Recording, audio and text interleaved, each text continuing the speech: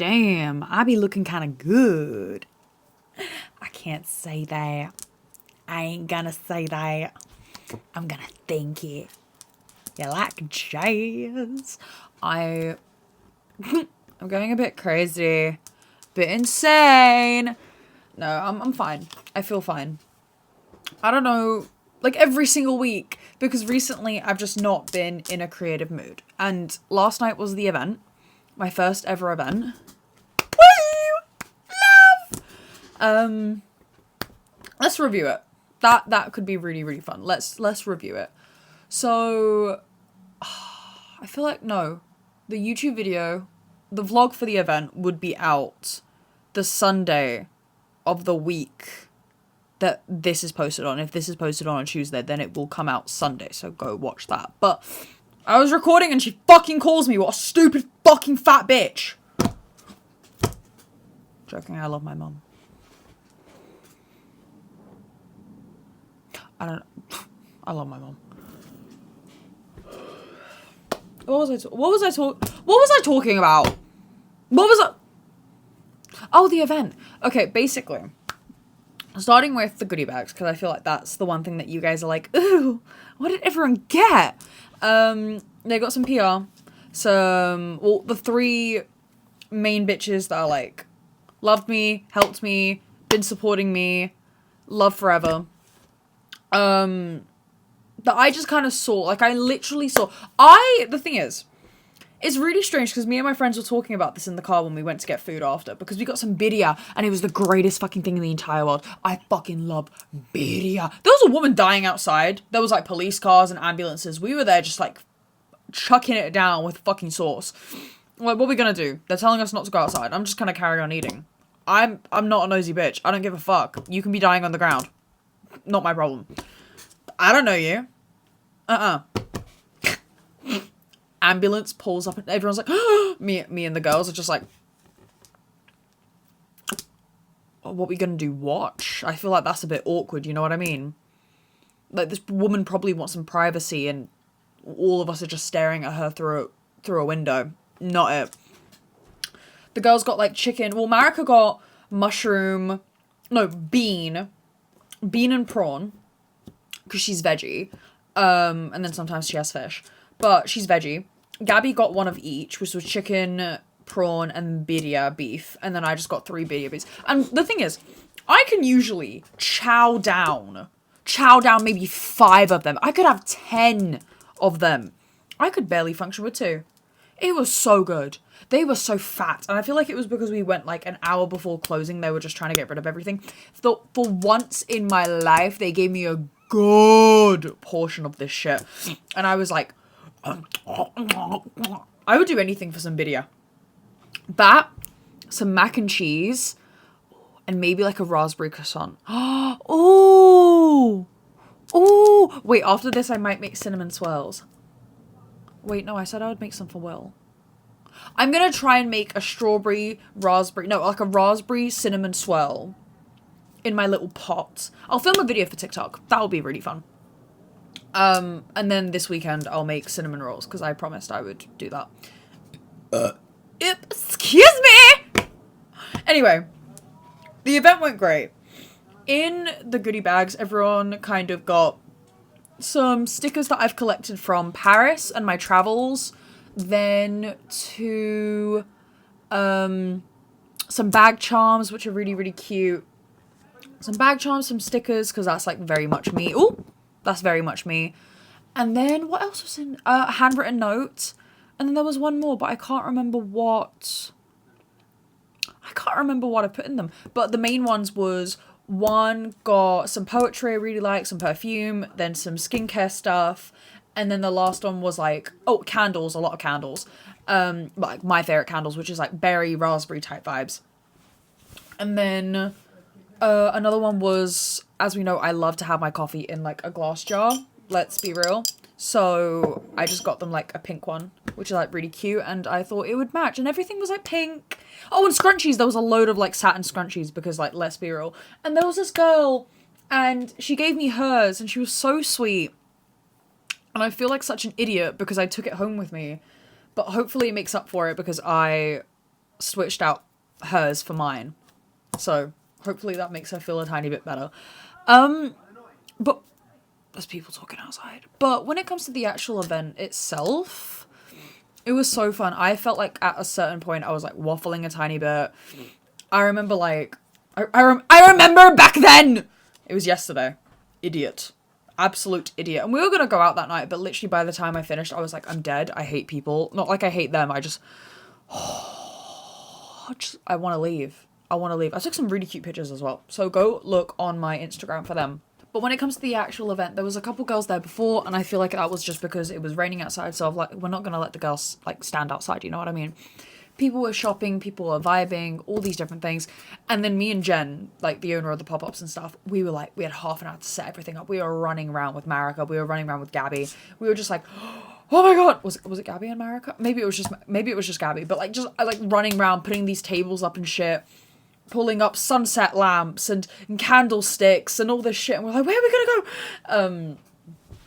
It was fun. Like I never actually got to experience anything like that before, and which is kind of funny because when I was thinking about going away and I saved enough money and I was like, oh, I'm just gonna fucking move and like rent out an apartment at like 16, or I was like, I'm just gonna stay in a hostel. I don't care, and I'm just gonna go to college and like fuck my parents and all this shit. I'm like, I'm a fucking rebel.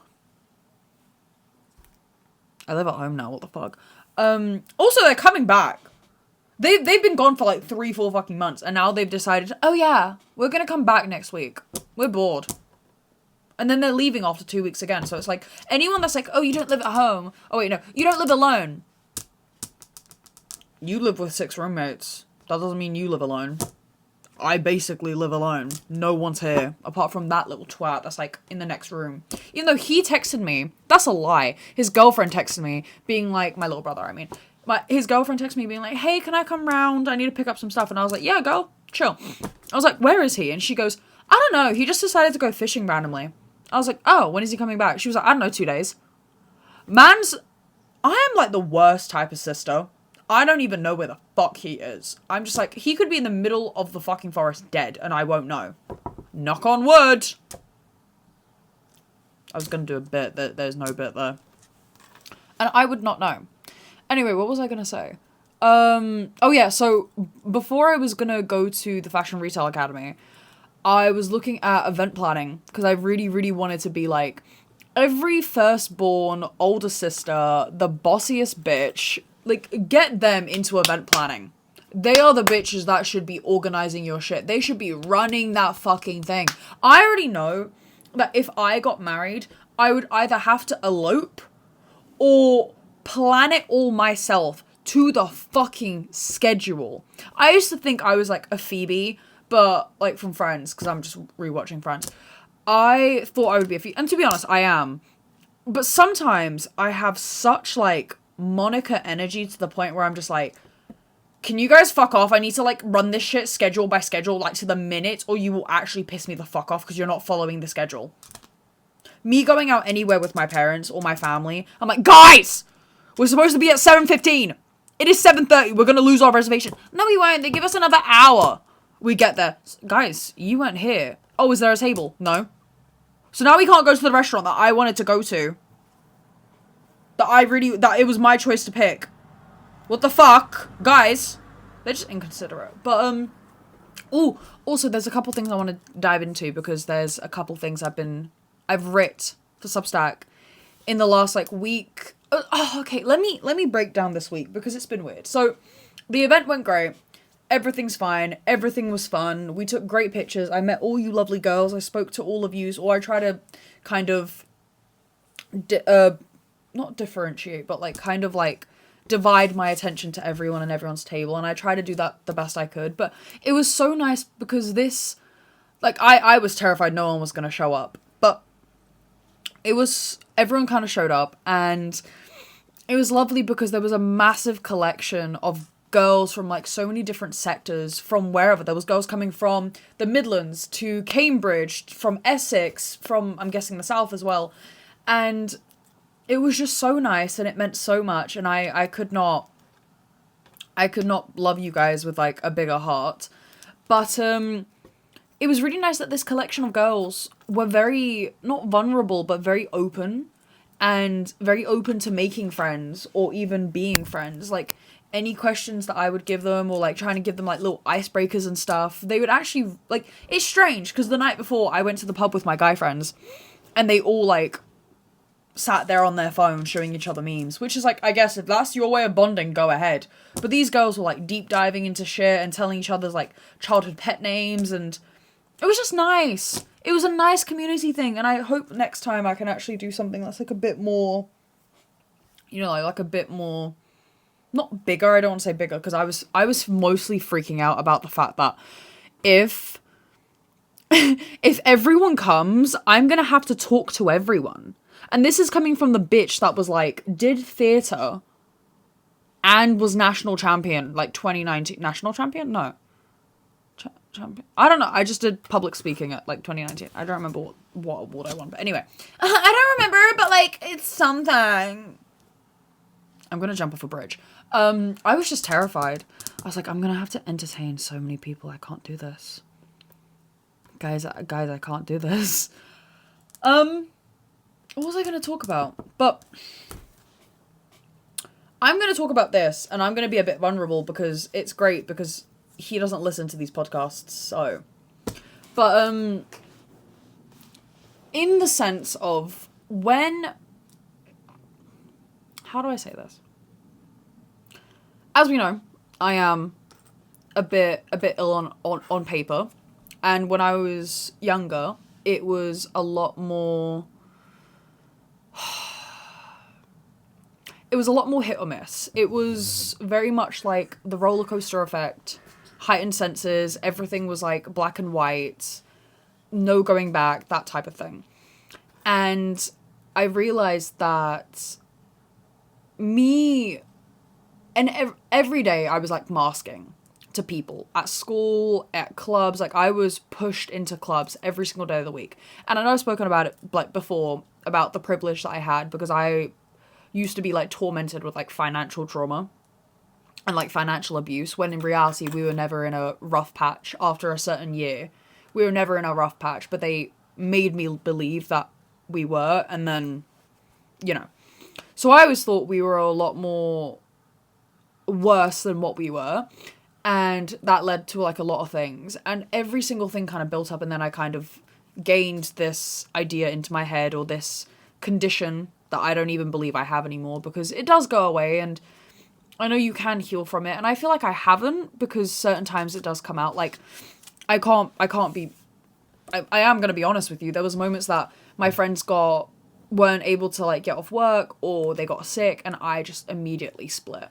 Like, I was on the phone crying to my boyfriend, and this like ugly monster came out, and I was sobbing, wheezing. I was like, I fucking hate them. I'm gonna slit their wrists. I'm gonna block them. I'm there writing paragraphs. Barely sent it to them, and he was like, Gab, you were literally just splitting. Like, you haven't done this in a very long time. Maybe since like a year ago. You are genuinely, you are not yourself. Put the phone down. Put me on speaker and put the phone down. And I like, it was weird because I remember one of my first accounts of like splitting on someone. I was with my friends in my garden, and I had a friend at the time when I was like young, I think like maybe 14 years old. And it was the first time I did it in front of someone. And she was talking about this boyfriend or something. I don't remember what it was, but it was something that, and it just kept pissing me off. But I loved her so much in like a friendly way. Like, I think, like, yeah, we were like a big group, and I loved her so much, but I just kind of got sick of it. I was like, you're letting this fucking man, not even man, boy, we're 14, you're letting him walk all over you, you're being a piece of shit. But then also, every time we give you advice, every time we like open our mouths, you don't listen to anything. So now we're emotionally drained, you're emotionally drained, so what's the fuck? And it was just, it got to this point that I don't remember what I said. I kind of blacked out, and it was horrible. That's all I know. It was so mean and so cruel, and I remember just ripping into her. And I'm like a very like confident and very like assertive person, but this was like fuck you, you fucking stupid bitch. You are a piece of shit. I fucking hate you. I hate your life. I hate your family. I hate how you are approaching this situation. I fucking hate you and I think you should die. If you are not going to listen to us, fuck you. Like, I was angry. And it didn't come out of rage. It wasn't, like, abusive. It wasn't, like, very... I don't know. Like, it's very hard to explain when this happens. And then I kind of snapped back to reality and everyone was kind of looking at me. And she goes, "You're a fucking psycho." And I just kind of was like, "I'm really sorry." And they left and then I explained it to them after. But, like, after a week or two. But it was, like, my first ever recollection of, like, splitting on someone in real life. And I've done really well to not go to the extremes that I used to. Of, like, things smashing or breaking or just lashing out at people that really, you know. Now, I kind of deal with the thing of, like, I don't know how to explain it. It's like, I logicalize everything. Like, every single thought. It's, nothing kind of goes wrong. And that's why I feel so numb most of the time. This is just a therapy session now. Guys, sit down. Be my Gen Z therapists. Yeah. No, joking. Don't self-diagnose and don't look up to me. I'm a great person, I'll say that. I said that to Gabby yesterday. I feel like I'm a great person. I'm a kind person. But don't form a parasocial relationship with me because you don't know me that way. And when life happens for you or for me, we don't know each other that way. So, you know what I mean? Keep me as a comfort creator. That's what I would love to be to a lot of people. But anyway, so now it's kind of like logicalized. Like, everything is very logical in a way. That's the only way I can explain it. Like, if I say, "Oh, that person," how do I explain this? If something happens and that person, like, literally, right, so there we go. I am splitting. And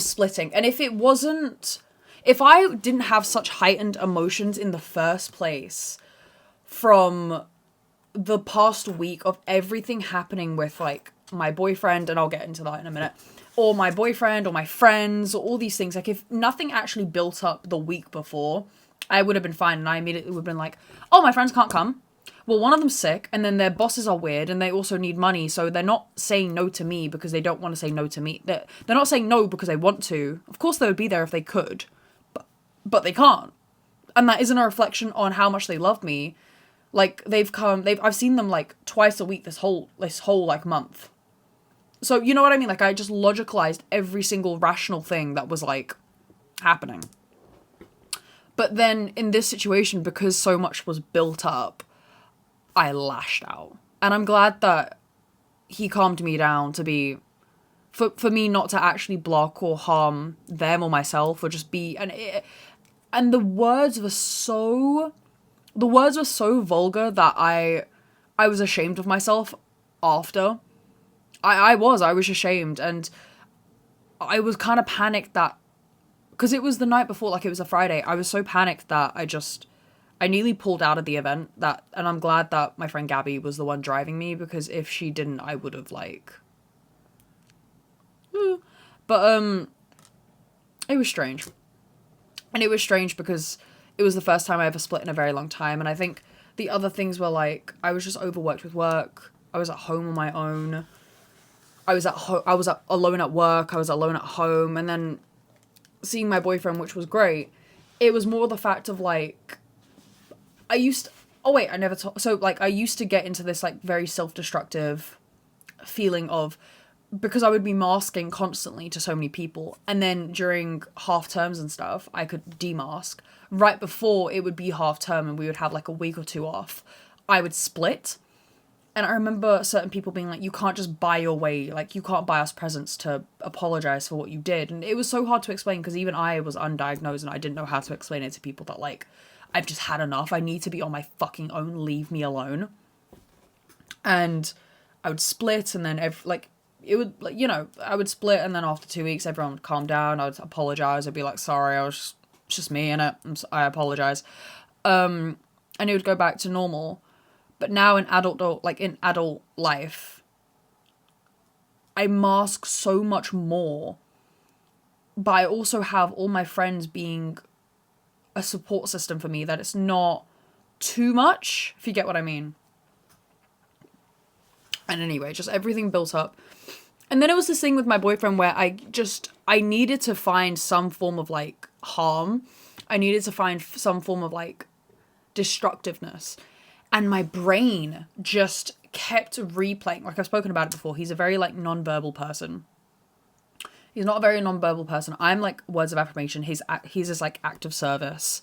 But then those are like our love languages towards each other. Except he's a very non-verbal person. And like if the world went mute, everything would be fine. He would be the most amazing guy. And over the last year, he's developed so much as a person and just being more verbal and communicative and all these things, which is great. And, you know, I'm not his mother, so I'm not going to train him.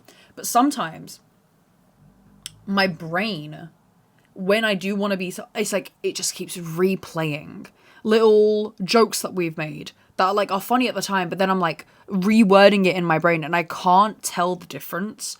So the whole time he was just like, you're fucking fat.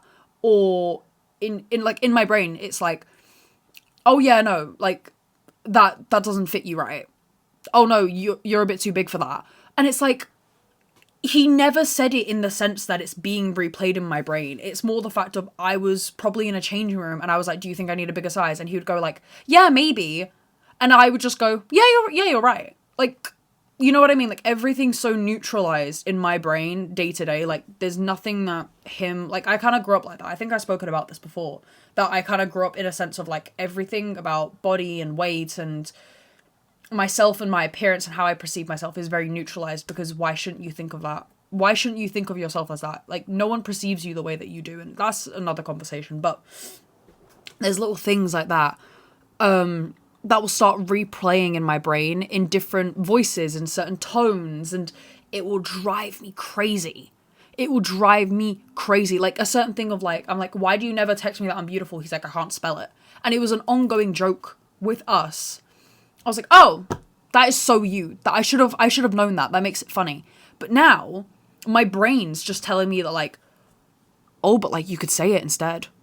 Oh, but like you can't spell it, but now you could learn how to spell it. And it's just, it constantly is this clock in my fucking head that is banging and banging and banging and banging. I feel like I'm I feel like I'm in a fairground and I'm on one of those saucers on the cups, and then there's like whack-a-mole right in the middle of the and you're spinning around and it's just like bang, bang, bang, bang, and I'm just like, fuck my head. Like from the morning I wake up to the moment I'm asleep at night, it just went on for days. And I didn't see him this weekend, so and also he was dealing with his own stuff, so I knew, like, that's what I mean. In my head I was like, I'm rationalizing it, it's not true, so there's no reason for me to bring it up. But then also 2 days before that, I was there splitting, and he was the most sweet and genuine person, and he said everything correctly. And I just remember this whole time, like, what I used to do is just kind of lash out and be like, why don't you say this and why don't you do that? And it's like, where? And he's like, where has this come from? And I'm like, I don't know where this has come from. I'm sorry. And then I would apologize, and then we'd talk through it, and then it's fine. But this time, I kept saying to myself, just let it be. And it kept replaying, being like, why does he not compliment you? He does. He does all the time. But like, he doesn't compliment you. He hasn't said that he's proud. It was mostly like, he hasn't said he's proud of you because of this event. He hasn't said he's proud of you. And I'm just like, okay, just let him. Just let him. I was like, I know my boyfriend. I know him, and every single time I lash out, and then he gives me a reason of why whatever the fuck. I'm like, I knew that, and I just didn't let you, and this time I literally just went, I'm gonna wait. I know my boyfriend well enough. I'm just gonna wait, and I feel like this is a new coping mechanism. I think this is a new way, this is a new learning curve for me, so I'm really proud of myself of that. And the event finished, and the entire time he was texting me, he called me, so showed me pictures, even though he's on a night out himself, which is like lovely, bare minimum, but it's lovely. And right at the end, he comes home early, and he calls me, and I'm sitting there, and we're talking for a bit, and then we're about to go to bed, and then all I hear on the phone is, oh, I love you so much, I'm so proud of you, you were doing the best, and I wish I could have been there, but I know you would have had, like, the best time, without me anyway, and I'm just really proud of you. And it just clicked in my brain that I was so right. Like, there's certain things that I think I've said it before. Like, I forget that I'm mentally ill, and I forget I have these coping mechanisms or these rituals that help me calm down or just be myself and kind of bring me back down to earth. But then I also know my intuition so well that I should just listen to it. And this one time, I listened to it. And it worked out, and it didn't put a strain on me. It didn't put a strain on my friendships or relationships or who I am or what's happening day to day. And I realized that yesterday in this event, or at the event, you know, it was a manifesting workshop. So I'm there talking to the girls being like, think about all the little things. Think about all the little things that you have to do. Like, if you want to start driving, think about how many lessons you're going to need. Instead of putting like, oh, I want to pass my driving test, be like, I want to pass my theory first time. Or I'm going to study once a week and then I'm going to pass. And it's the little things that you have to write down. And I think for me, I always put it on my vision board or like mood board that I want to get better with my health. And it never used to be about weight, and it never used to be about physicality. It was more to do with my brain. I want to have a healthy brain. That's the only thing I want, and that's the only thing I've ever wanted. So, you know, I want to be healthy in my brain. And I never really knew how to get to that point. But now, being in this brand new relationship and being in this new sector of my life where I've limited friendships or I've cut off people that do not serve me and do not fulfill me, and I don't want them in my life. And I will say it with chest, I don't want you in my life. Like, you don't do anything for me. You don't make me feel great about myself, and you shouldn't in a selfless way. You don't, in a selfish way, like, you don't do anything for me, and in a selfless way, you're not supposed to, but then there's no, not really gain, but I mean like positive, feminine, nurturing gain out of any of this female friendship. You know what I'm trying to say? So I'm like talking to you guys like you're right here, because you're my besties, innit? But yeah, and I think one thing that I wrote last year towards the Lionsgate's portal, because I'm fucking spiritual, was learn a new coping mechanism. And now it's strange because I completely forgot about it. And then once this realization happened, I was like, I wrote this down. Like, the fucking, that's literally, I think I blacked out for so long to do with this event because I just kept thinking the entire summer. I was like, I just have to finish, because it was right at the end, the 31st. It's nearly September. Is it September? No, tomorrow's September. Woo! My favorite season. It's a month. My favorite season. And I just kept saying to myself, I just need to, like, I'll do it. As soon as it's done, I'm free again, and I have no responsibility, and I can do whatever I want, and I can travel again as soon as it's done. It's like, girl, you could have done that before. You could have done it before the event, but my brain works in mysterious and different ways. 'Cause I'm Cookie. She's Cookie. I am the Cookie Monster. But yeah, that's a bit of a vulnerable side to this whole thing. But I did want to talk about it because I would not be here without those realizations, and I would not be talking to you guys without that realization. So that was one thing. And then when it came to the event, I met so many lovely people, so many lovely girls, and it was so warm, and it was so, I had this like fuzzy feeling this whole time, because it was just, you know, like I felt loved in a way, but not like, oh, you're supposed to love me. It was just nice. It was a nice community gathering. It was just a happy place. And I'm grateful that I could maybe do it again, or maybe in the future I can do it better. And I remember saying this last night when the girls were like, how do you not put yourself down when you feel like you're not getting the right results during content or all these different things? And I said to myself, one thing is, I can never say I failed, or I don't let myself be upset about something if I haven't tried. Like, if I never did this event, if I literally never did it, and I was like, oh, I'd really like to do this, but I never did it. I never really got to it. God. And then I'm sad about it because I'm like, oh, I should have done that. Why the fuck am I moping about something that hasn't even happened? What the fuck?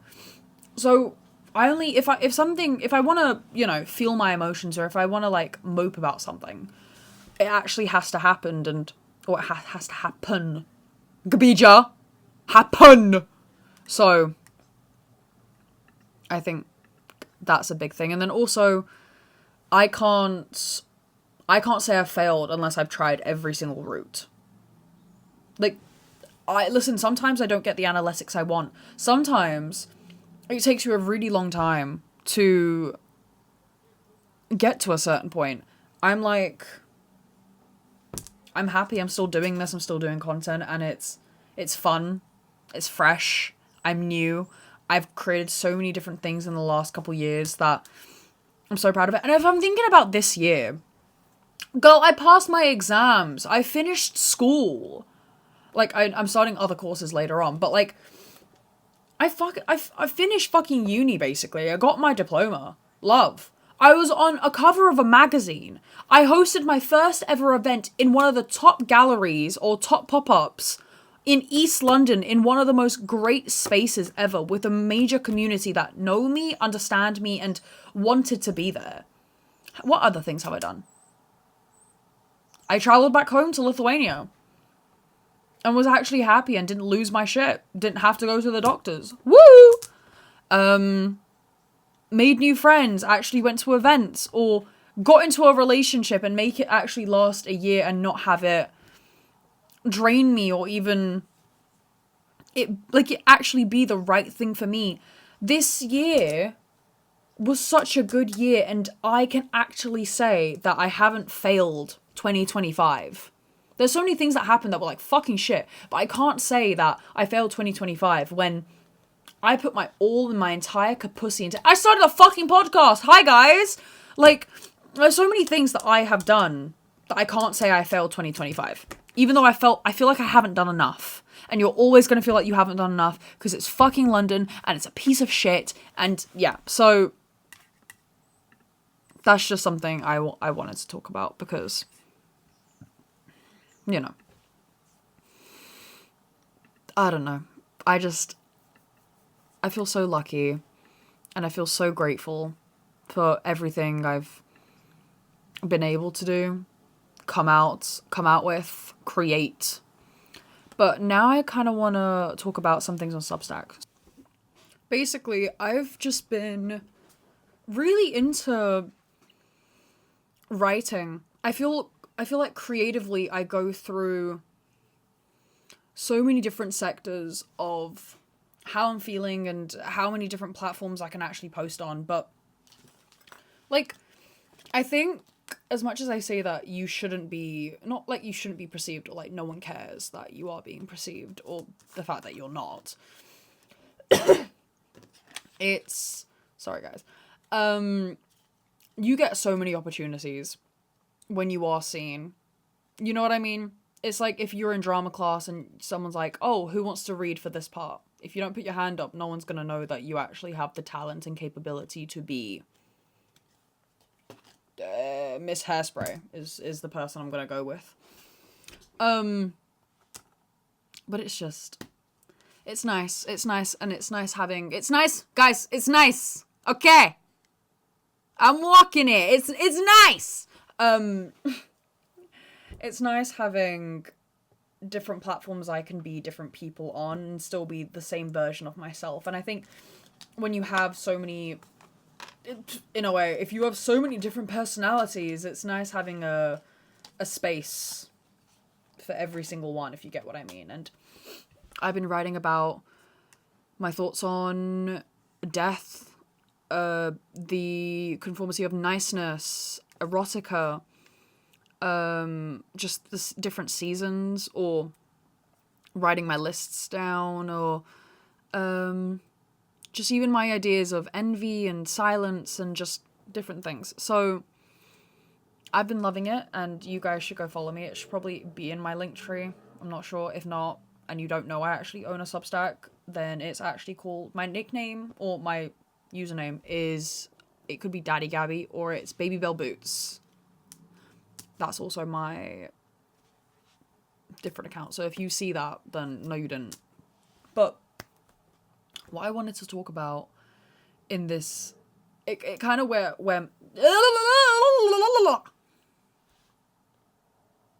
if I would be fucked by any cartoon character, it would be Squidward. Anyway, point blank, I was in the car last night, right, driving home from the event with Gab.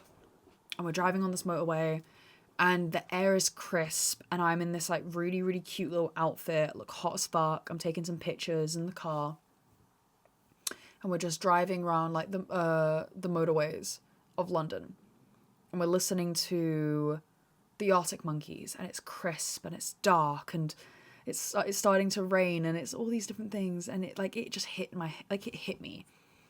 Coming from the girl that wrote an entire little thought bubble about how cute and innocent the season is, how cute autumn is, and it is. I love autumn, it's my favourite season, but oh my god, she's a basic white bitch.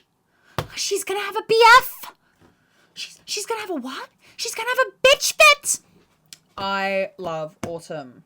Sweater weather. It's sweater weather. I don't like sweaters. Unless they're fuck me sweaters. Then that's my shit. But like just messy hair, dark eyeliner, getting pissed and having a tequila jacket, leather jackets, for fuck's sake. I love. Like there's this, not horniness, but there's this type of sexiness about autumn that I absolutely fucking adore, you know? So, hi guys. I'm gonna be your mommy. Sorry, that was a bit like, whoa! There's kids! There's kids! Hopefully there's no kids listening to this. But here's something if you don't know, or you haven't followed me on Substack. This is something I wrote about autumn, or just like the moment I realized that you'll understand the moment I realized that it does turn autumn. It's official. A new season. Sorry. It's official. A new season drifts in. Though really, autumn doesn't really creep in at all.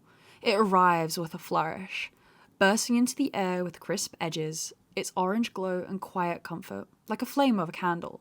And yet, we never seem to notice until the season is already half gone, as if change prefers to happen softly while we're busy looking elsewhere. Outside the tube station, there's these trees that stand tall in an archway of colour. The spring, they are pale with blossoms, and in the fall, they're a bright, bright burn of fire. They remind me that the world keeps turning, whether I'm ready or not. For many, autumn means change, but to me, it feels like a whole welcome hug of warmth, of coziness, the smell of spice drifting through the air. It's a soft embrace, like being wrapped in a caramel light. So yes, I love fall. Not quietly, not shyly, but fully, gratefully, the way I love something that makes me feel like home. I love fall. I'll say it, I fucking love fall! And I have two sides of it. Like, there's this such cute, innocent, warm, pure thought about this season and how it just makes me feel, and how for me it does. It symbolizes change, and every single year I make a mood board. And I think I made a video about this like a year ago. So if you want to go watch that, go look at my YouTube channel, I think. If not, I'm going to make another one for TikTok. But I always make my mood boards at the start of September. Because I always think you're starting a new year, or you're starting school, and it's so many different things. And also when you have like New Year's resolutions, I think New Year's resolutions are so fucking dumb. Because I would rather, I'm not the type of person to be like, disappear for 6 months and transform yourself into a new person.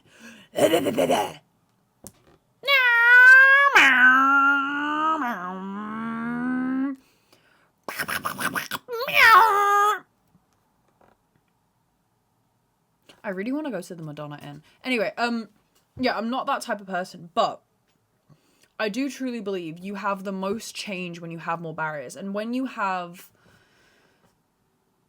weather barriers, or the night gets, like, the night comes earlier and stuff and you have less time, I feel like it's more of a kick up the ass. And if you start earlier on, also there's no reason to start, like, I truly say this, especially if you have, like, gym goals, why the fuck are you starting in New Year's when everyone else is starting? Fuck that shit. Start in September.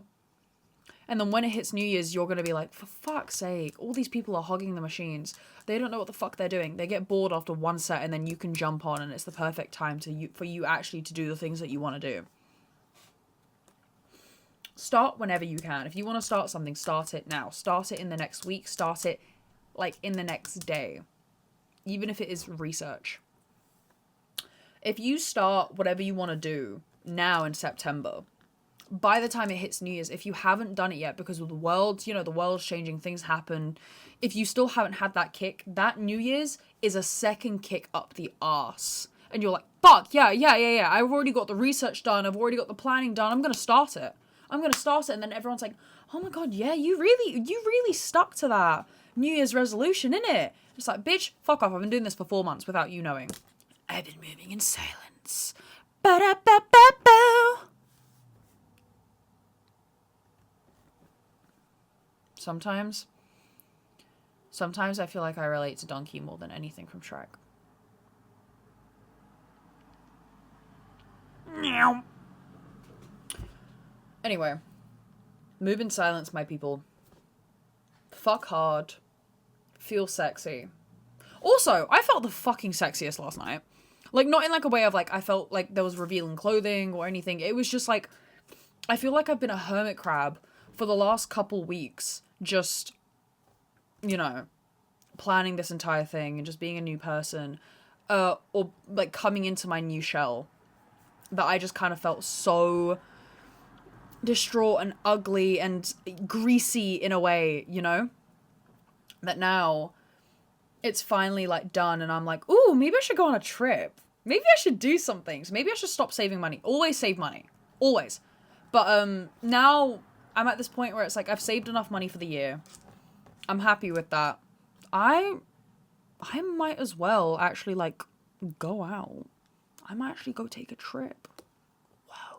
Also, yesterday, oh, I don't even have it. I'll post it on my story, but you'll probably see it in the next couple, like, videos and stuff. I bought a ring and I'm trying to, like, build up my ring collection, my silver ring collection, because I'm a silver girly. And there was this one girl, these two actually. One's called Ethereal Treasures, and she has, like, a collection of, like, vintage 1920s, 1930s rings and watches and brooches, and they're so lovely. And then another one is the Book of Risu, I think. Risu, yeah. Fine. Does that say Austrian? Artisan. Fine artisan. Jewelry, gothic, whimsical, gaming inspired. Oh yeah, no, it is cute. And there was these couple rings that I really liked, but they just didn't fit my fingers, so I'm gonna be searching them on Instagram but I did get something from Eternal Treasures and it was like 20 quid. 9.25 sterling silver. Really nice.